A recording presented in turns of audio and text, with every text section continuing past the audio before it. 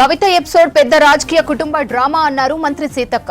తెలంగాణ జాతిపితగా చెప్పుకునే కేసీఆర్ కుటుంబ సమస్యను పరిష్కరించుకోలేని బలహీన పరిస్థితుల్లో ఉన్నాడా అని ప్రశ్నించారు. కాళేశ్వరం ప్రాజెక్టులో అవినీతి బయటపడేసరికి ఆయన కుటుంబ సభ్యులు గొడవ పడుతున్నారని చెప్పారు. అవినీతి సొమ్ము, అక్రమ సంపాదన పంపకాల్లో వచ్చిన తేడాలే గొడవలకు కారణమన్నారు. కేటీఆర్ ప్రోత్సాహం లేనిది కవితను సస్పెండ్ చేయడం సాధ్యమా అని ప్రశ్నించారు సీతక్క. కవిత సస్పెన్షన్ బీఆర్ఎస్ పార్టీ అంతర్గత వ్యవహారమని చెప్పారు. కాళేశ్వరంలో వేల కోట్ల అవినీతి జరిగిందని కవితే అంగీకరించారన్నారు మంత్రి సీతక్క.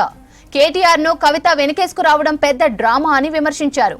మొదట కేటీఆర్ ను టార్గెట్ చేసిన కవిత ఇప్పుడు హరీష్ రావు, సంతోష్ రావు గురించి మాట్లాడుతున్నారని చెప్పారు.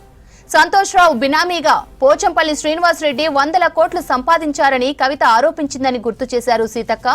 పోచంపల్లి ములుగులో తనను ఓడగొట్టేందుకు 100 కోట్లు ఖర్చు చేశారని చెప్పారు. కేసీఆర్ కుటుంబం అంతా ఒకటేనని, భవిష్యత్తులో అందరూ కలిసిపోతారన్నారు మంత్రి సీతక్క.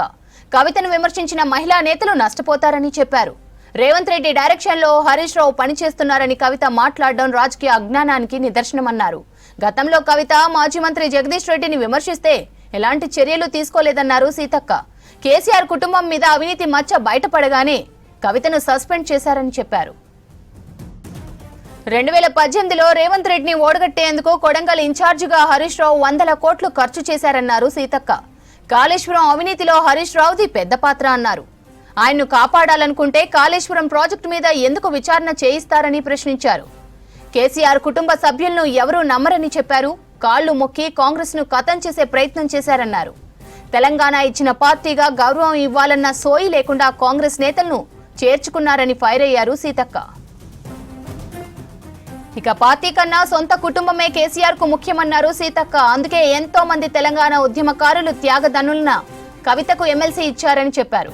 దోచుకున్న సొమ్మును పంచుకోవడంలో వచ్చిన విభేదాలతోనే కవితను సస్పెండ్ చేశారన్నారు మంత్రి.